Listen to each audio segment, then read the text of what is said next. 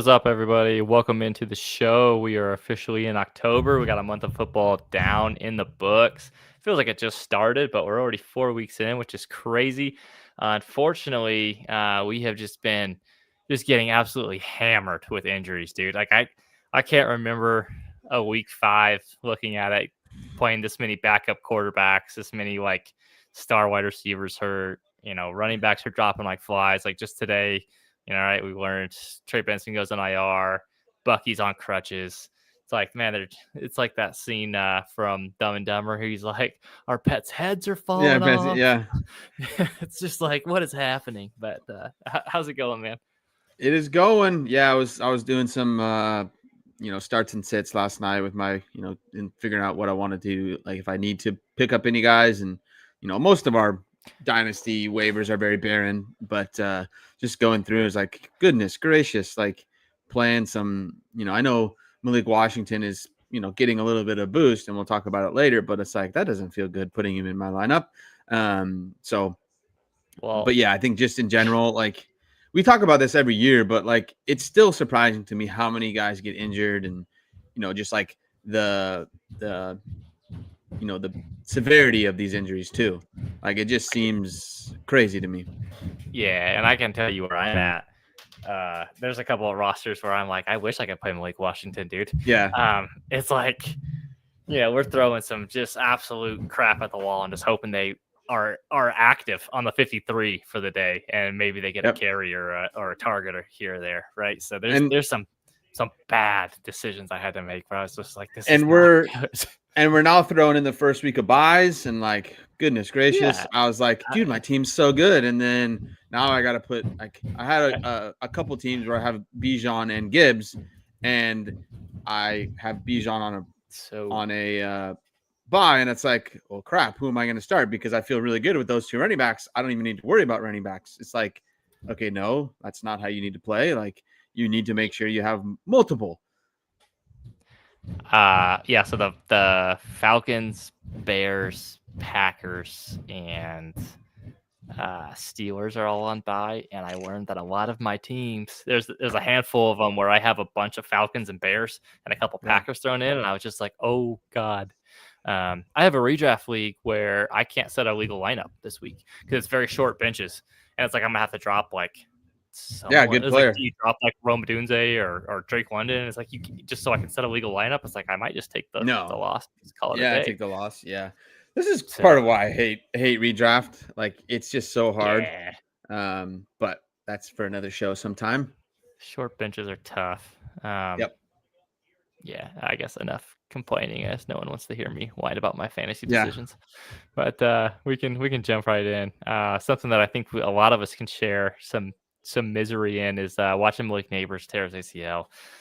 The field, the turf at MetLife claimed another one. That sucked, dude. That sucks. I saw the tweet. I don't know if it was. I think it maybe was. Funny enough, Odell Beckham, and I don't know if it was him that started it or whatever, but I saw it from him that like a list of guys that have torn their ACL at MetLife. And it's like, guys, we should not be playing on artificial turf. Like, this is clearly an issue. Well, here's the thing, though. Like, other stadiums and fields have artificial turf. Like, it isn't, like, unique that they're, like, the only ones that do it. So, like, what is happening with that particular turf? I don't understand. Yeah, like, totally. Are they just, like, not taking care of it? Like, is it, like, different than the rest of them? That's what I don't understand. Like, how is this one – or was this field built on, like, a burial ground? Like what had happened to this particular stadium where it's like it's just claiming the knees left and right of different athletes? It's anyways, so Malik Neighbors is out for the foreseeable future. The good news is, if you want to take it, is that it's like he should be back in time for training camp next year, so this really shouldn't linger into next year, as far as I can tell, assuming he has a clean recovery, right? Like, I guess you never know, but it happened early enough where it shouldn't be a huge difference. Yeah. I made some trades. They're on the screen here, right? So a couple different ones. One, I sent away Malik Neighbors for Drake London and Keon Coleman. I felt pretty good about it in the moment. Drake London's been awesome. That team is a 16-team league. My team is 3-1 in that league. It's a pretty solid team. I needed the points to kind of keep going. I didn't want to give up on the year, so I did that one. And then on the flip side, I sent away Wandale Robinson for a 27-second, which I felt great about because I obviously Wandale will have there's more targets to go around, but I don't think his role necessarily increases all that much. Want to get your thoughts there, and then kind of just Yeah, so I made 2 trades as well. Hampton, so I moved Hampton, Amarian Hampton, and Drake London for Neighbors, a 26-2 and a 27-1. That 26-2 is my own, and it's a start 2 tight end. I have really good tight ends, but outside of that, I've got Rashee Rice, I've got CeeDee Lamb, I've got a bunch of guys, wide receivers on like either injured, suspended, or whatever. I only have Dak Prescott as my quarterback. Like that's a total rebuild there. So I felt really good about that. And then another one, I bought another Neighbors share. I moved Waddle, Jalen Waddle, and Jackson Smith and Jigba for Malik Neighbors, Kyle Pitts, and a 26-3. So, I felt good about those. Pretty even on both of them. Was tough to move Hampton, because he's just starting to smash. But that's not really what I needed on that team. So I felt fine. And I really like, there's a long ways before, but I really like the 27 class. So if you're looking to get firsts, look past the 26 class and try to get those 27 firsts. Or, get, some 26 first as well. And then maybe later on try to flip those, but that's each their own. But yeah, no, I'm 100% with you on Wandale, right? I don't think his total volume will change or his like his role will change, right? I still think he's going to be out of the slot, probably going to throw to him a bunch of times for 5 total yards. I had one really, really good game. But to me, when we better. when we get down to Jackson Dart in a little bit, we'll see that to me, he's not like a super good passer, right? He's solid, but Wandale needs a really, really good passer that's going to throw the ball really well, put it in the right spot for him to get some yak. So I'm going to take a 27 or 26 second all day for Wandale, just because I don't think that passing offense is going to be very good. Do you care to venture what Wandale's yards per route run was this past week with Jackson Dart? And I guarantee you, whatever number you're thinking is, go lower. Yeah, so I was going to say somewhere around 3. Yeah, it's 0.47. Holy, I was way ahead. So see what I'm saying? Like 5 targets, 3 yards, or like 5 catches, 3 yards actually. But no, like so I'm right on board with you, right? I don't think Wandale is really going to be this guy that steps in and is the main guy, right? So like I think getting a second now is really good, especially after having a pretty bad week. I understand, Malik Neighbors is down. So there's people think, okay, cool, Wandale is going to step in. I just don't see it. Yeah, I don't think so either. I think honestly, the ones who stand to benefit the most are probably Darius Slayton and I want to say Bo Collins.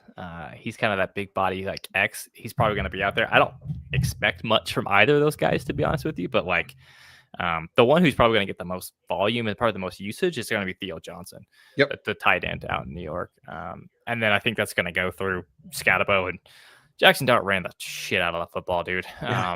So it's like this offense is probably going to look pretty ugly.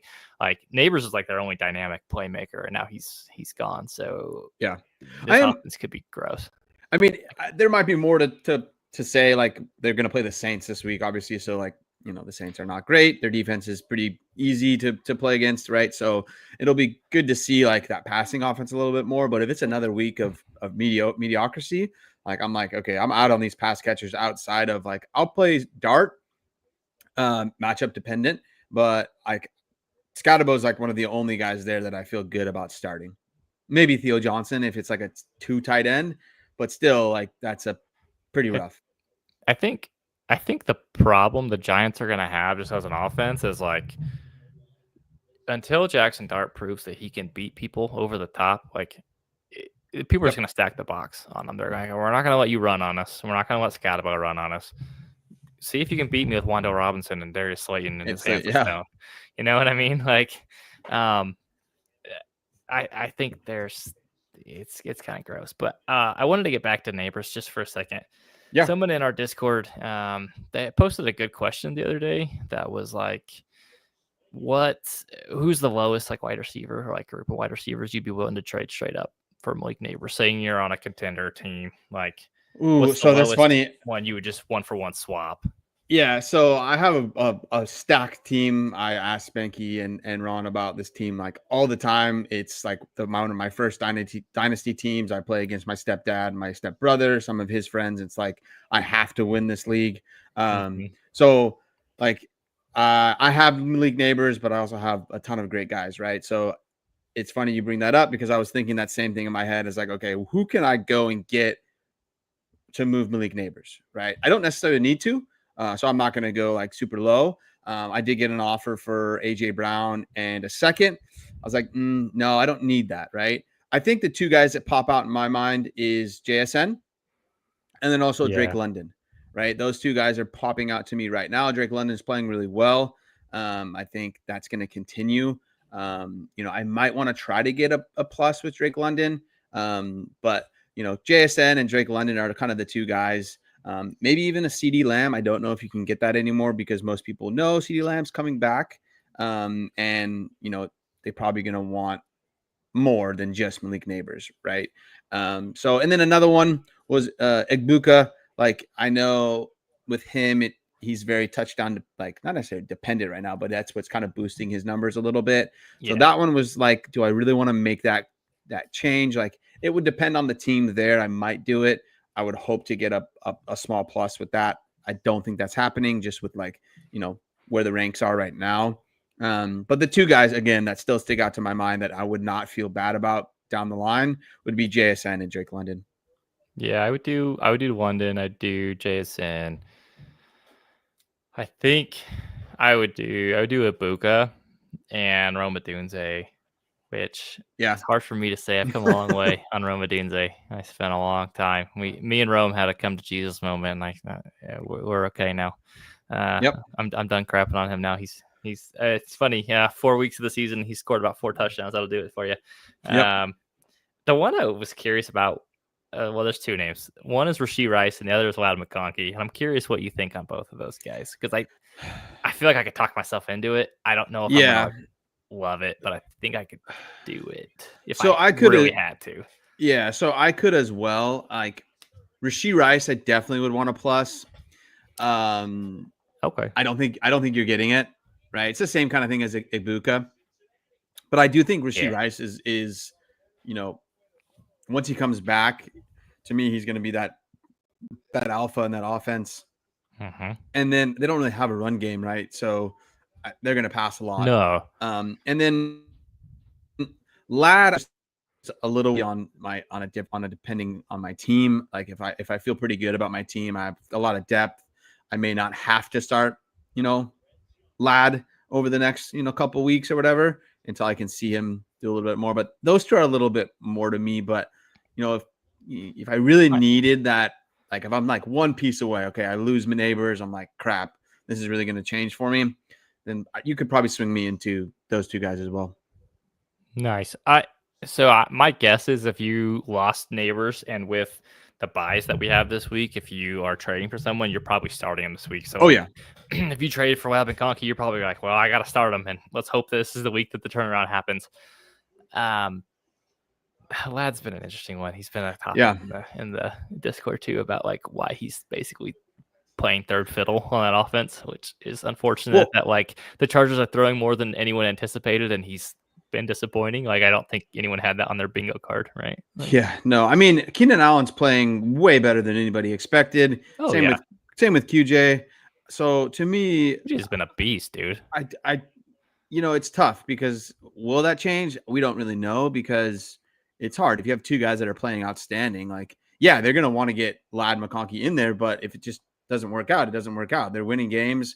They may need to throw even more with they have 2 offensive linemen down for the next couple of weeks. So they may have to throw the ball more, but now Hampton's playing well. So, Lad is an interesting one. 100% I agree because I don't know when it will turn around. And it could be any week, but no one really will know until we see it. Yeah, and I'm interested to see how defenses start to play the Chargers now that Lad is so Lad's getting suppressed by Keenan for as long as he's healthy. I mean, maybe he is right now, but Well, we are saw it is last year with Rome. Same thing with Keenan Allen. He's kind of just a thorn in the side. Like nobody's. he's just so good at getting open, Yeah, right? that's what I was Like gonna say. Nobody expected him to continue to be this good.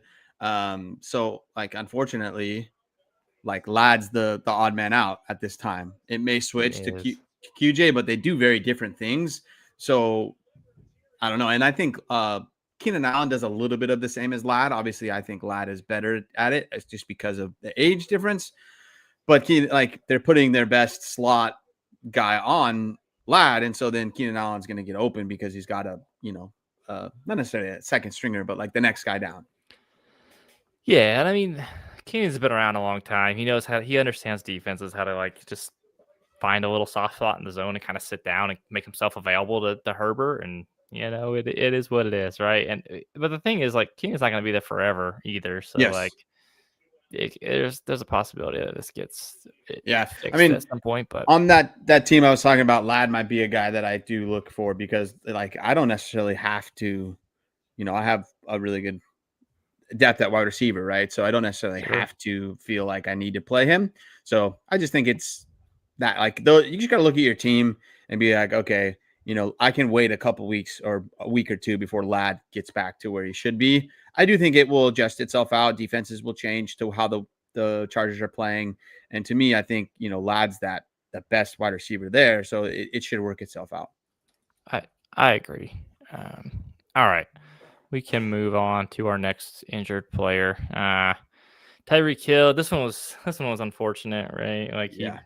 broke his leg, or I think he had a dislocated kneecap or something with his Yeah. knee. So But yeah, So go ahead. dislocated kneecap, and then that's what I saw right after the game. And then like the next morning, I think after some more X-rays and whatever MRI, they saw they had damage in there. But it makes sense. Like there's no way to like not Yeah, how would you to not? dislocate you without ligament damage, right? So I heard on the radio that it's gonna be a while for him to be back.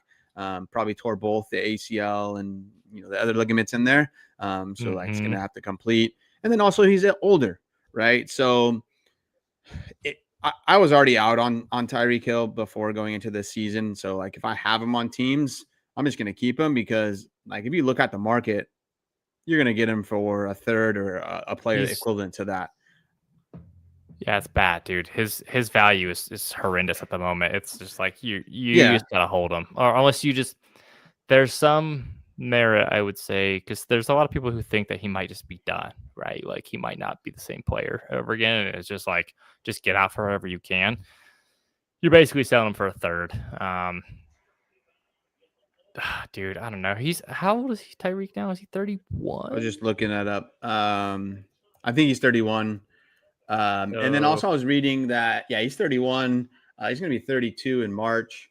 I was reading that they can get out from his contract after this year. yeah, he's probably not gonna. He's For probably like, played his last down for Miami, right? Like I think yeah. that's So, I could see him going to a team that, needs some wide receiver depth. They already have like a wide receiver one alpha.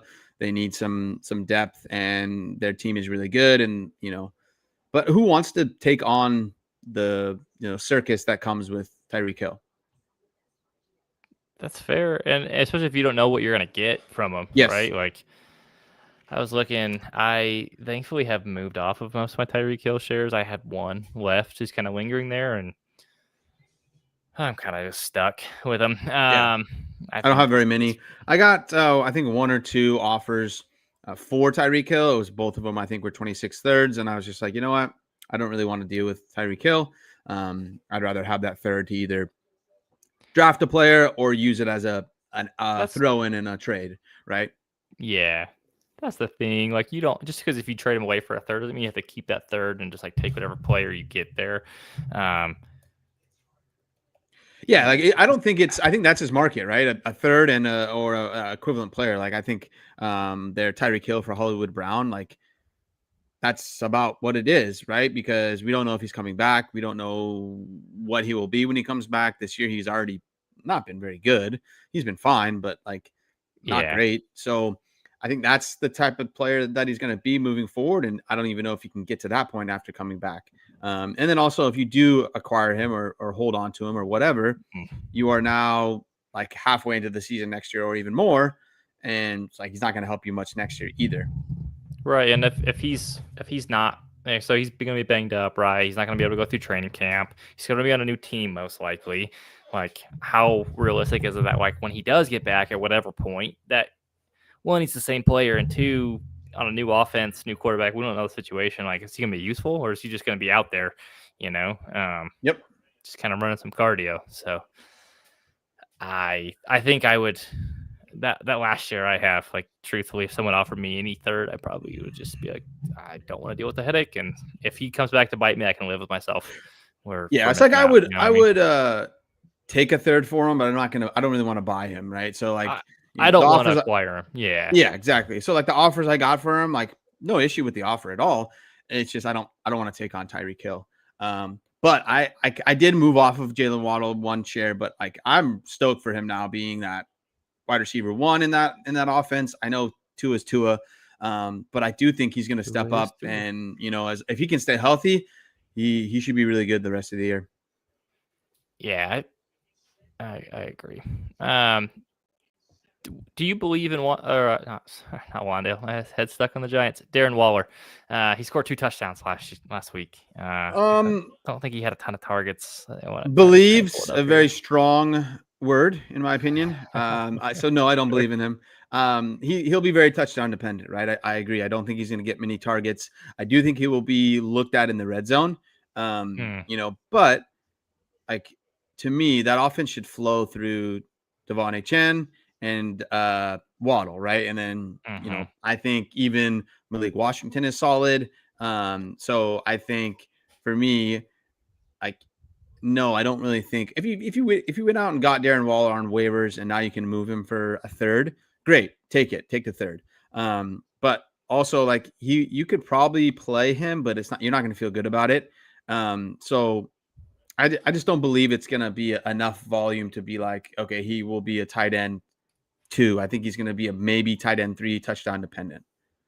Yeah, he's gonna have to score to be relevant. He had 4 targets and 3 catches this last week for 27 yards. Now he caught 2 touchdowns, so that made his stat line look awesome. And people are gonna go, "Oh shit, like that was fantastic!" But like, you can't take away the touchdowns; they happen. But realistically, is he scoring 2 touchdowns again next week? Probably not. And if he gets a similar stat line of like 3 for 30, that's like what, like 5 points or 7 if it at a tight end premium league. Like, that doesn't move the needle, right? Like, he's no different than like throwing AJ Barner into your lineup and hoping for a touchdown. You know what I mean? Like, it's just, the name sounds good, and you remember, your mind goes back to those days where it was the COVID year where he was just like destroying people. Exactly. I mean, he was solid on the Raiders, and he was solid for a little bit on the Giants. Not much, but just a little bit. So no, I don't really want much Darren Waller. I don't believe in him. I think that offense will flow through Achane, Waddle. So before we move on, I would say realistically, I'll take a third for Tyreek Hill. I think that's what'll get done. And I'd be happy with it, to be honest, because I don't know if he plays again. Yeah, and even if he does step on the field again, there's no guarantee he's going to be the same guy, right? Like, if the ACL, a lot of times guys take a little bit when they come back. Like, let's say he comes back midway through the year next year. It usually takes guys a few months to get back some of the strength and the confidence in the knee. He's going to be 32, so then we're waiting until maybe the very tail end of 26, going into 27. But then he's going to be 33 that year. Like, he just feels like you're just not going to get much, right? And like I said kind of earlier, like, if I get the third for it and Tyreek comes back to burn me and he's great, like, I can live with it. I think it's the right decision, even if it doesn't work out. Like, I think that's the most realistic outcome is him just not being the same guy ever again. So Agree 100%. Alrighty, let's move ahead. We got some rut-row raggy, some running backs all of a sudden just started just popping up on the injury report. Like Trey Benson, it seems like this time last week we were talking about, oh, Trey Benson, like he might be a thing, like he's gonna at least have a lot of volume. Well, no, he's not, and now he's on IR, so he's gonna miss at least 4 games.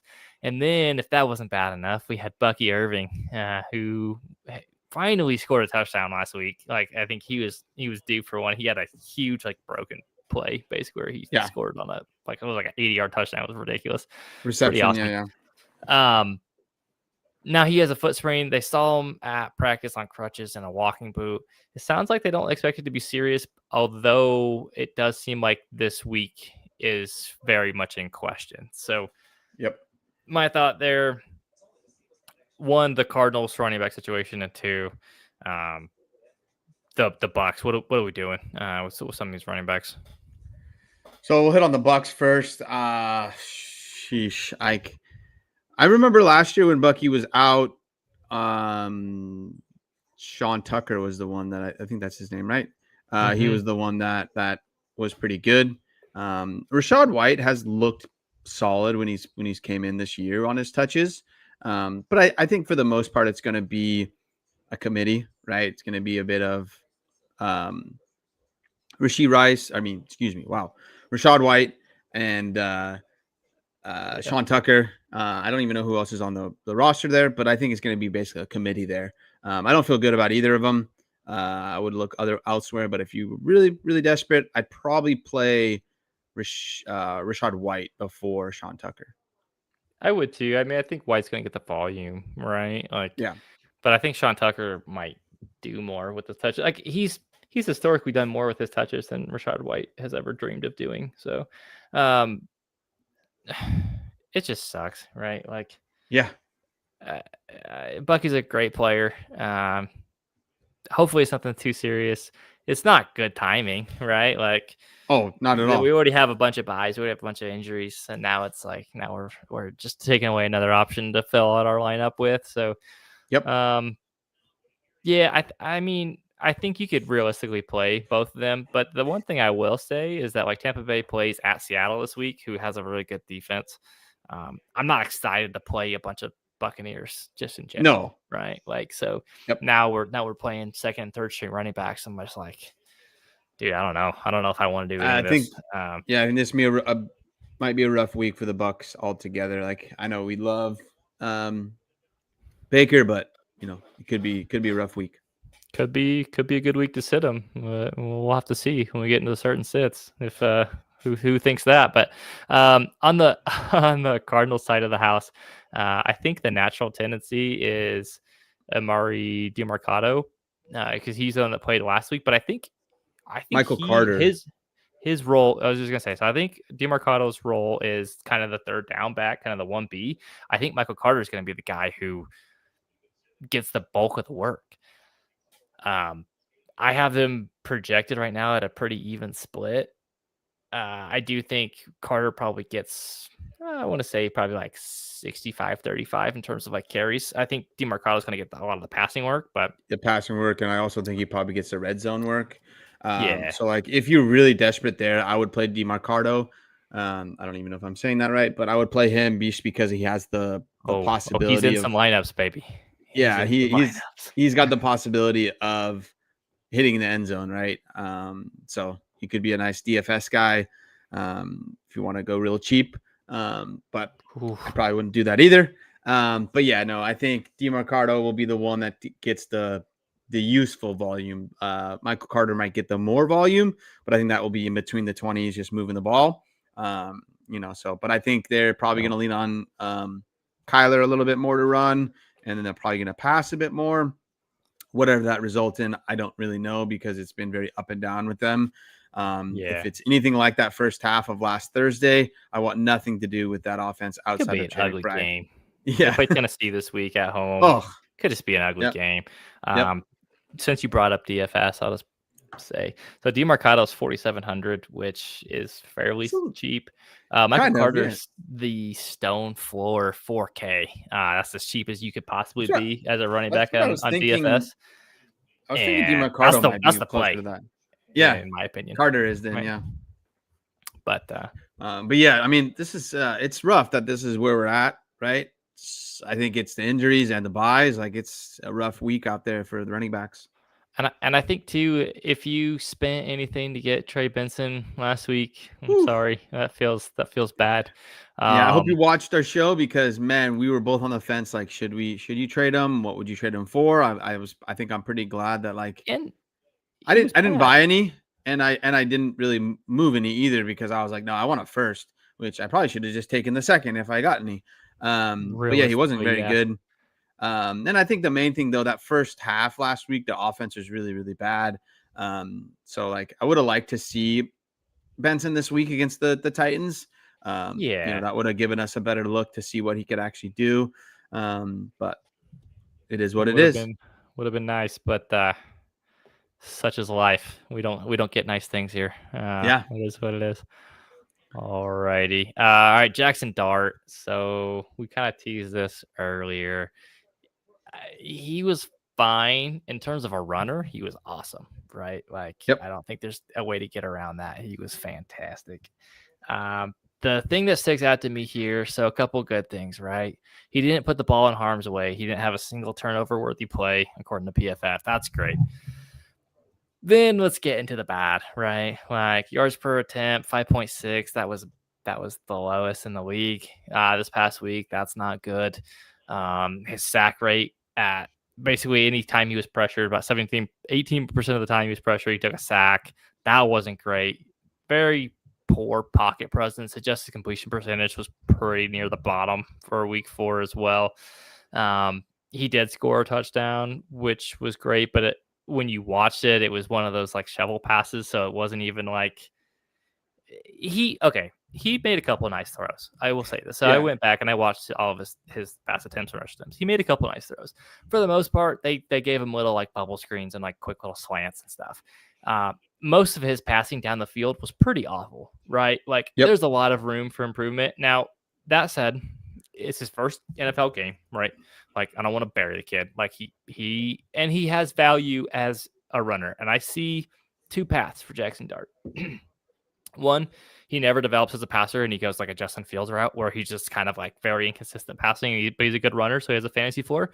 Or 2, he goes more of like a route of like a Jalen Hurts where he just gets adequate passing, right? And he can still be a runner. Now, that said, he's not on a very good team, so he's not going to get like the offensive line benefits that Jalen Hurts has gotten. So if you want to picture like and he also doesn't get the tush push points. So like if you want to picture like a very like lesser version of Jalen Hurts, that could be Jackson Dart, like Justin Fields. No, could be Justin Fields. Yeah, could be Justin Fields. So I'm right there with you. I pulled up his stats on Fantasy Effect 1. We don't really do anything special for our listener league on that one specifically for points per wise. Why I pulled that up. He had 21.8 points, 111 passing yards and 54 rushing yards. Wow. But he tried a touchdown on the ground and passing, right? So I agree 100%. He was mediocre, solid first start, and that rushing really saved his day. And I think that's what we're gonna get from him in the most part. I don't really expect too much more passing, especially with Malik Neighbors out. So there's going to be a lot of up and down. I think it will be very dependent on who they're playing. And I think if he can develop, like I think he could be, a bit of Justin Fields and a bit of Jalen Hurts. I think Jalen Hurts gets propped up quite a bit with his offensive line and everything, but he can be a good passer when he needs to. So I don't really know if Jackson Dart can get there. But he will need to run the ball at least 50 yards a game for him to be fantasy relevant. He's the Walmart Justin Fields. I love that. Yeah. Yeah, dude. He's make it a little bit nicer, maybe like a Target. I don't know. Yeah, he's a good and gather. What is that? What is that? The brand that Target has. Here's something. The thing, yeah, though. that's what It's I just was looking up. He was the QB 11 on the week though, and like he threw for like 100 yards, dude. So like, there's room for I improvement mean, here. Like, there's that's the yeah, if he thing. Like, had, he didn't play all that great. Like his rushing total, like his rushing floor is going to give him fantasy relevance. Whether he's good or not as a passer is kind of irrelevant. He's gonna, and they spent a first round pick on him. He's probably going to get a chance to start for at least the rest of this year and probably next year too. Unless he's just like god awful and just doesn't develop, like he's going to be there for at least a couple years as a starter. And if his rushing floor kind of gives him that like mid QB2 kind of like safety net, and if he develops as a passer, he has a very high ceiling. But like, there we go. We got it. We got it. we found Kirkland. it. Yeah. We found it. KJF. There's his nickname. KJF. I love it, dude. Love it. So that all that is to say, where do you kind of have him in terms of like dynasty trays and values? He's up at like QB 15, I think, which feels like we're getting a little. Yeah, I think the highest I Above our could put him up skis. is like, Right, but let me pull up. I'll do fantasy calc, right? Because I really hate the yeah, so he's QB 15 on there. So like he's ahead of Dak Prescott, Jared Goff. yeah. which So I was feels just trying to figure out crazy. some guys. Yeah, I would But take Dak Prescott all day, every day ahead of him. I know there might be some upside to it's Dart if he gets better, but think about the team he's on, and if he can get better, there's still not pass catchers for him to throw to, right? So 200 yards for me in a game feels like a stretch with the guys he's throwing the ball to, and that's got to be yeah. like a I perfect game for him, right? So before I pulled anything up, I was thinking like QB 20. yeah, which is actually I think that's where I have him. I have him 25. Actually, funnily enough, I have him right next to Justin Fields. Um Yeah, so so he's up at QB 15. Yeah, and you were kind of saying it, but ahead of Dak Prescott, ahead of Jared Goff, ahead of Kyler Murray. I mean, Jaden McCarthy's injured. We can't really, obviously, he is where he is. But like, yeah, those three guys right there, I'd take ahead of him. I think Cam Ward, I find it hard to believe people would go Ward or go Dart over Ward at this time. I would. But they both have looked. I mean, sorry, Cam Ward just hasn't looked very good. So I don't know. It's tough. Like there are guys I'd rather have than Jackson Dart. So I'd probably put him around anywhere between 20 and 22. I also feel like if you have them, it's not worth like selling at this point, Yeah, right? totally. Like, you probably want to just ride the lightning here and just figure out like maybe he's good, maybe you strike gold, and like worst case, like if he has a similar like 4 year stretch like Justin Fields has had the last few years, where it's like he's useful when he's in the lineup, you can pretty much bank on him being a middle quarterback too. Maybe he spikes and he's awesome one week, like that's pretty successful, right? That's as much about as good as you can ask for like some of these younger quarterbacks, right? Like not everyone turns into like Jaden Daniels. He played behind a pretty crappy offensive line Yep. this past week against a Chargers team that had been it was a 3-0 Chargers team, right? And he ran for 50 yards and a touchdown. Like that's not bad. I have a hard time getting too like excited about it, but like I will say, okay, so next year's quarterback class looks pretty shoddy, to put it nicely. I would be willing to send my playoff first for Jackson Dart, which I think is a slightly ahead of where he was going. He was kind of going the end of the first round, early second round last year. So I would be comfortable in that kind of that 107 to 110 range sending for Jackson Dart. Yeah, especially knowing like the QB's coming out next year, like question marks all over the place. So I would feel fine with that too. I don't The- I don't know if I'd do it. I think I'd rather find somebody else that has that same value. Sure. But I don't know if I could, right? So I'm fine with that. I think that's where his value is at right now. It probably is going to level off like at the same thing, right? Late first. Just I think at this time, like that's what you have to pay for a back end, QB2 or starter, right? So, Mm-hmm. but with that same first, you probably can get yourself, I don't know, maybe Trevor Lawrence. He hasn't looked great, but I have a little more faith in him than I do Jackson Dart just because I've seen Yeah. more. I still have maybe just because I like him a lot, but I still have a lot of faith in JJ McCarthy. I do too. So I don't know. I like it's kind of the same story in my opinion as like Justin Fields. We know who he is. It's going to be a lot of up and down. There could be some really good spike weeks with if he has like a 50-yard rush or something, but it's just he's not a quarterback I feel really good about in my lineup.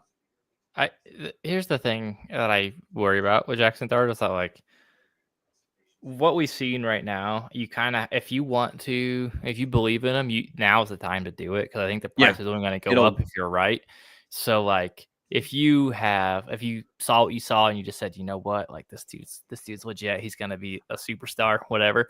Send your mid first, right? Send Yep. your first and a 2, right? Like overpay a little bit if this is the guy you really believe in. Yeah, Because even I would if even you do it wait, the price is just gonna keep going up, and all of a sudden exactly. you're gonna kick yourself being like, "Well, shit, now I gotta pay 2 first plus a whatever to get them." Yeah. And I would feel good doing that if my team's, really good. You just lost, I don't know, Lamar Jackson, right? And like, okay, my team's really good. I have 2 great quarterbacks. I lost Lamar Jackson. Like I would feel good about sending my first for Jackson Dart, Like, and then Lamar Jackson will be yeah, back. Whatever. Right? I'm using a very specific example, but it's like that in that scenario that your team feels good, playoff, if you're like, okay, my team, I'm 3-1, I'm 4-0, whatever, right? Send that playoff first for Jackson Dart, and you'll be able to play him, multiple weeks. there's something to be said for the kind of the safety of him being able to start for the next few years. There is one kind of lingering question in the back of my mind is that like if Brian Daboll's not there and they Yeah. bring in a new coach, like are they a new coaching staff, a new GM that maybe didn't draft Dart? Like, are they going to be sold on him? Are they going to try to ship him off? It's it's hard because like they as a franchise they kind of made a commitment to him at least for a couple years. We'll see what happens, but like I Yeah. still think he'll start. It's just I Yeah. don't How know. long? It's Right. If they have how a new long? coach, new GM, like, in 27, there's some good quarterbacks coming out. We think so. So Yeah, it could happen if they are still bad at that, like when that comes around. yeah, and so we'll see. We get to see if he improves. I think I'm comfortable sending some, like a first for him. And if I really believe Yeah. in him, you can send a 1 and a 2 and see if that gets done. But Yep. yeah, the rushing four, he'll be useful. Like where I have him, I'm glad I have zero hesitation throwing it into my starting lineup, just because I think he's gonna be fine, right? With Yeah. the running. Wes and Nick in the chat are both saying they take Dart over T Law. I have no problem with that, right? It's I think I'm kind of on the T Law right now, but I could totally see the upside yeah, with Dart. it's one of those like it's the allure of like, well, we know T Law kind of sucks, but we don't necessarily know if Jackson Dart sucks. So it's like Yeah, let's spot on. take the player he might be good. Whereas we kind of feel confident T Law's not going to be kind of like the guy who we thought he was going to be when he's drafted first overall. So I know has I have I don't have a problem. Yeah, I have no With issue with that either, right? If you pull up Fantasy Calc, pull up Keep Trade Cut, Trevor Lawrence is below Jackson Dart on both of them. So and I think people would be like, oh, cool, I'll take T Law if they still have questions about Jackson Dart, right? I think people would do that. And on the flip side, I think a lot of people would take Dart Yeah. over Trevor Lawrence. Yeah, Lawrence has been a little disappointing. I had pretty high hopes for him going into this year, and he's kind of let me Yeah, down I a mean little the bit. only offensive player that's really been good out of that. I mean, ZTN. yeah, is ETN. I think what's his name's been Brenton Strange has been Stranger Things has fine. been he's been Yeah. fine too. So, but outside of that, everyone's been disappointment there. So I think there's a lot of the new coach and things like that. So we'll see. But I We're think in a now new is the system. time, like you could use T We've Law instead of that first to get Dart. You probably have to send a plus on top of T-Law to get to Dart at this point, I would imagine. Yeah, probably. But anywho, there's Jackson Dart for you. Let's move into some starts and sits. And I teased it earlier. I'll get right into it. My QB sit of the week is Baker Mayfield. They play Seattle. They have in Seattle.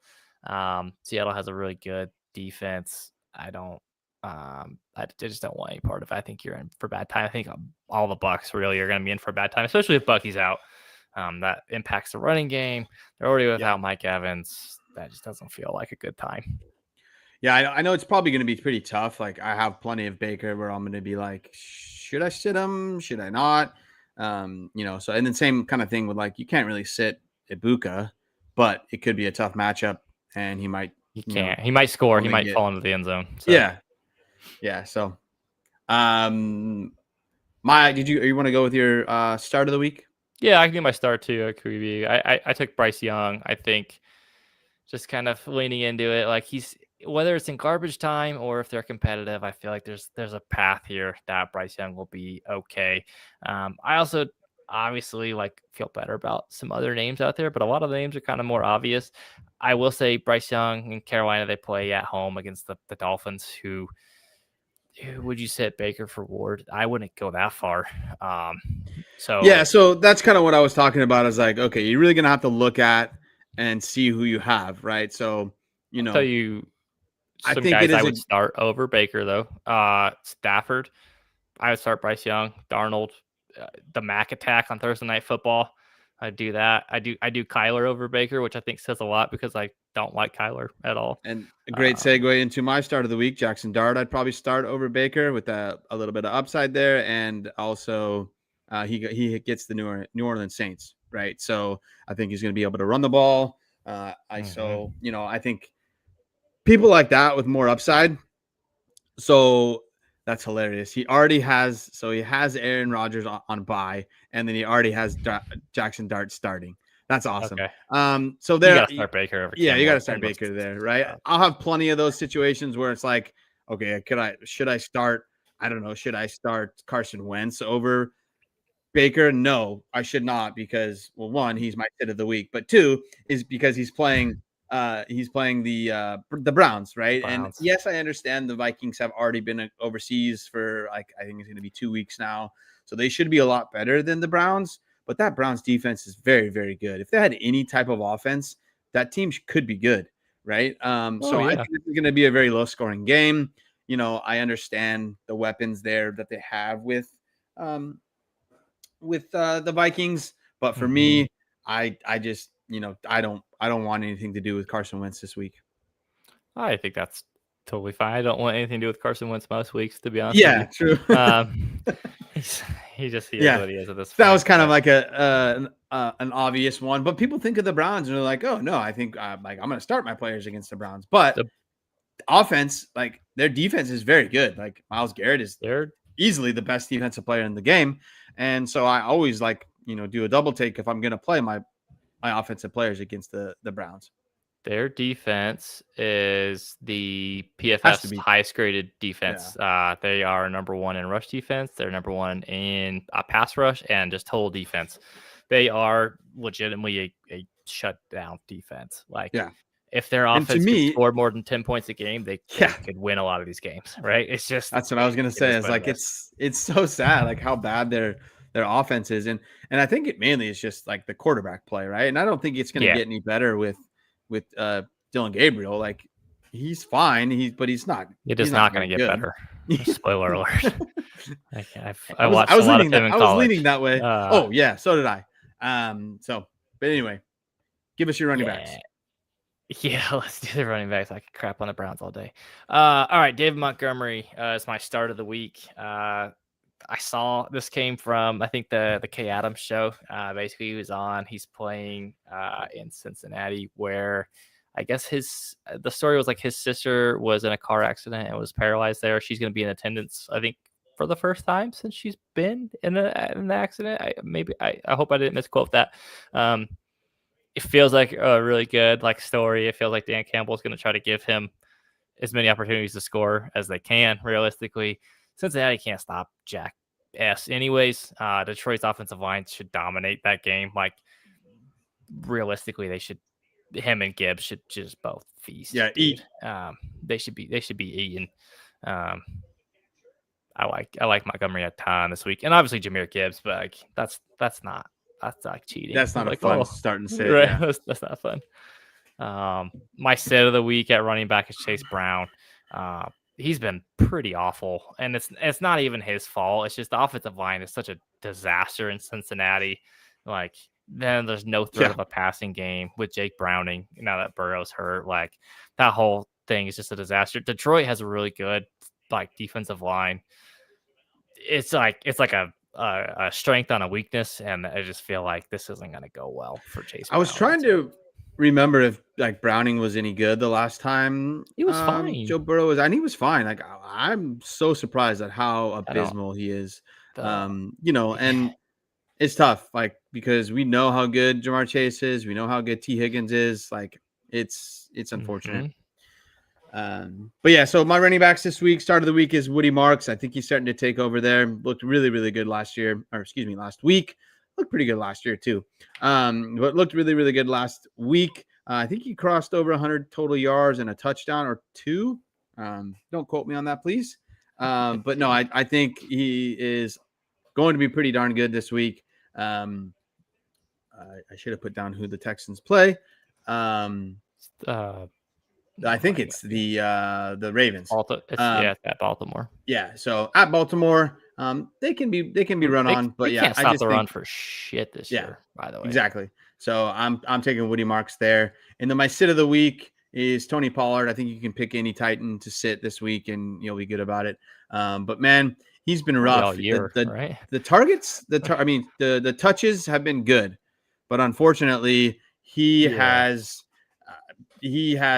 not cracked double digits since week 2, and that was only due to a touchdown. So he's been really, really bad. Would you start Michael Carter over Tony the Pony? Oh my goodness gracious! Because I will tell you right now, I probably would. I'm gonna ride, but I'm a sicko. I'm gonna ride the lightning. I just don't know if I had, the balls to do that. I usually go the easy route, Here's the thing. It's like, Chase Brown and Tony Pollard, I'm just going to put them both in the same category. Or they're going to get you about 10 points just because they're going to get a ton of volume, but they're probably not going to do much with it. Michael Carter might do something special. They play Tennessee, who's not whatever. I don't know. I don't know. Yeah, honestly, that's a fine pivot. I think I just don't know if I have the balls to do it, or the shares of Michael Carter to do it, to be honest. Well, that's fair. He's on waivers. You can go get him, although maybe not anymore. Yeah. All right, give us your wide receivers. All right. Start of the week, Michael Pittman. They play the Raiders. They can't cover anybody or anything. The defense has been, and it's not necessarily even the defense, right? Like, they've played well enough. The offense has just turned the ball over a ton, but they can be scored on, right? Michael Pittman, I like him for a touchdown this week. My sit of the week is T. Higgins. Double down on the Bengals hate, right? Like, this is not good, dude. Like, I almost said Jamar Chase, but I was like, you can't realistically say Jamar Chase. But I don't feel good about starting. Definitely can, but yeah. You can, but it's you're just playing with fire. So I went with T. Higgins instead. Just bad. I got Olave. I know we talk, crap about Olave quite a bit, but outside of he's the second most targeted wide receiver of the year, behind Puka. I did not know that when I was looking things up, that he has been just a target hog, pretty good. Right? And if he even got in the end zone a couple times, then we would be total different talk about Chris Olave. He would be having a really good year, but not many touchdowns there. So I think this week they get the Giants. The Giants give up a lot of points. Unfortunately, he's tied to Spencer Rattler. So I don't know how great, but I think this week he's good enough to get you, double-digit points and hopefully get in the end zone. And then also I have Jerry Jeudy. He gets Dylan Gabriel this week as his quarterback. For me and you, we've seen plenty of Dylan Gabriel. I was honestly surprised that he was drafted where he was. I was kind of thinking he maybe not get drafted, because to me there's not much upside to Dylan Gabriel at all. So I'm not necessarily surprised that he's starting. Now that they, whatever, right? They're like, I'm more surprised how bad Joe Flacco was looking. I thought he could be a little more serviceable. But yeah, no, Jerry Jeudy, sit him. I am surprised that they are starting Dylan Gabriel, a rookie, against Brian Flores' Oh yeah, defense as his first career start. That feels like you're in for bad time. Um, yeah. I Vikings mean, DST is gonna smash this week yeah, if you play in a league with defenses, dude. Just yeah, hammer up the Vikings. yep. I do Uh, think I think Dylan Gabriel will get a couple weeks, and they probably will then go to Sanders. yeah, I mean that makes sense. Um, I also meant to touch on Lad McConkey as a start of the week. I think it's the week he bounces back. I didn't. I ultimately changed my mind after I made this little graphic, but I still think you could start him. So secondary start of the week, Lad McConkey. I decided to go with this pass catcher from the Chargers as my tight end, Arundé Gadsden. He's been good. He's been getting more and more involved. I think they get a good matchup. Washington has a pretty bad secondary, and I think Yep. they're just going to be able to pass at will here. So I like Gadsden as a nice play here. It's kind of a dart throw. I think he finds the end zone, and I think Lad McConkey. I think I think he breaks through this week too as a breakout. So I'll give you a 2-for-1 there. You can only hold a good man down so long, right? Exactly. I think Lad will bounce back here shortly. If not this week, we'll hope the next.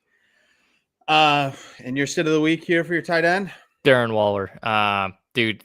Like seriously, just like get out while you can. Like I just feel like this, you're just asking for trouble if you fire him up in your lineup again. You're gonna be disappointed. He's just gonna burn you. Yep. And yeah, Wes, I was all over Gadsden. He was a guy that I was taking a ton in, back at the third, fourth.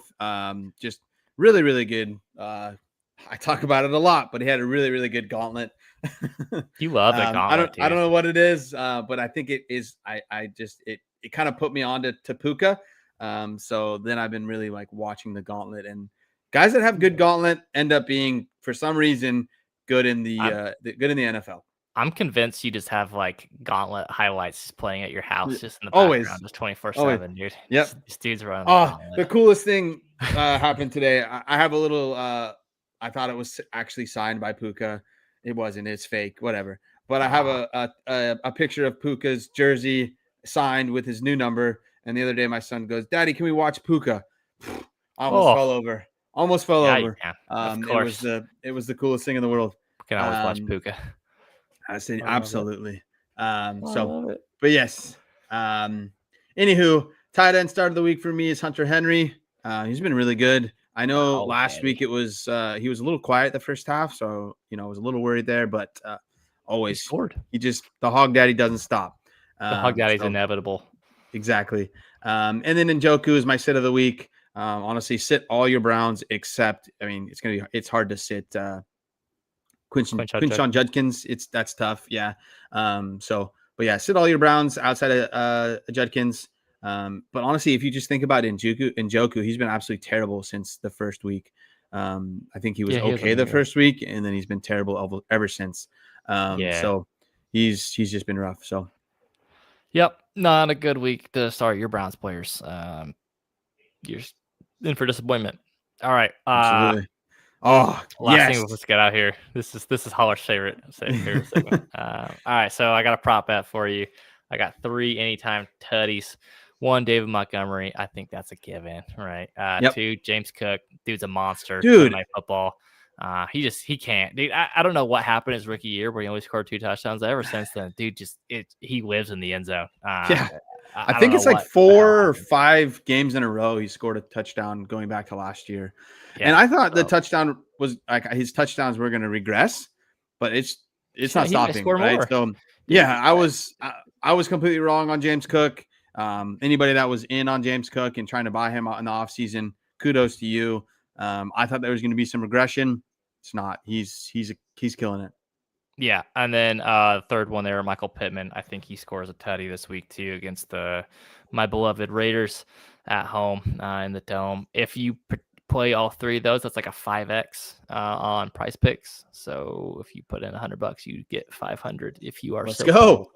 And then I got my DFS kind of safe plays of the week. Daniel Jones, Michael Pittman. I think that's a very viable stack at their price points.